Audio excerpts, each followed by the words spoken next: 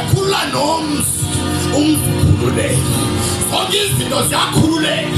xa umnikazi wazo ekhona namhlanje zodlulisela kwemfundo funa abantu namhlanje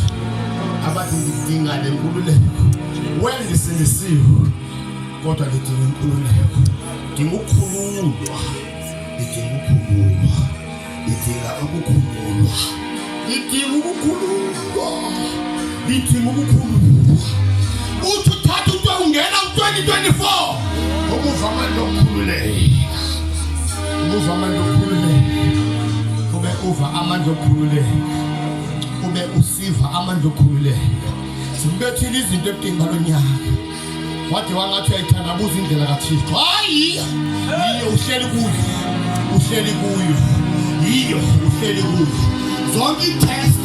ngalo nyaka bezithesta wena ukuze ume kule nkululeko ume nqishi ume ngesibindi ume bekuhleba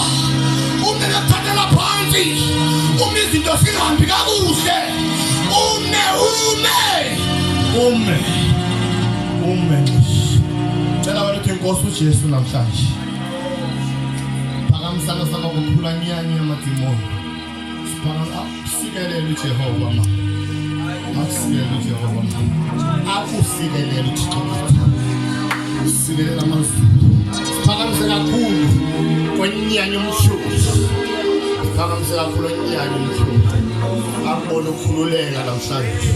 lasa konke dela konke namhlanje uthi Inkosi yamakhosi idinga inkululeko yakho ukuguquka kubalekile phambi kobuso bukaThixo ukuguquka nje phambi kobuso bukaThixo ukuguquka phambi kobuso bukaThixo uthi iNikodimi efikile kuJesu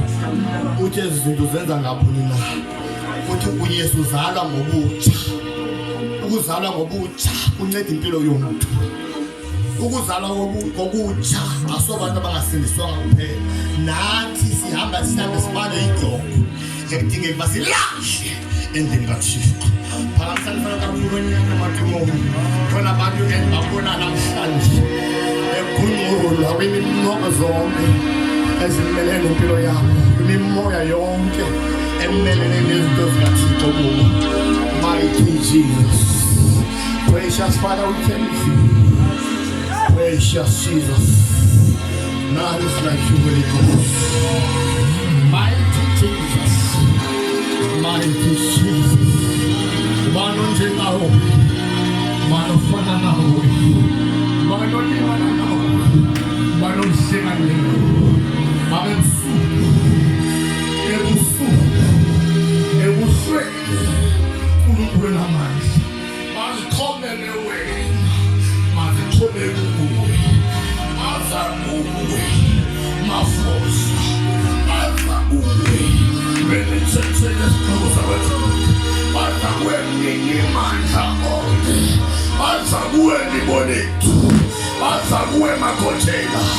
mazakuwe ngqongqoshe sokulunga uyikutalika kalapha asondele kuwe wena nika amandla wena nika ukuphila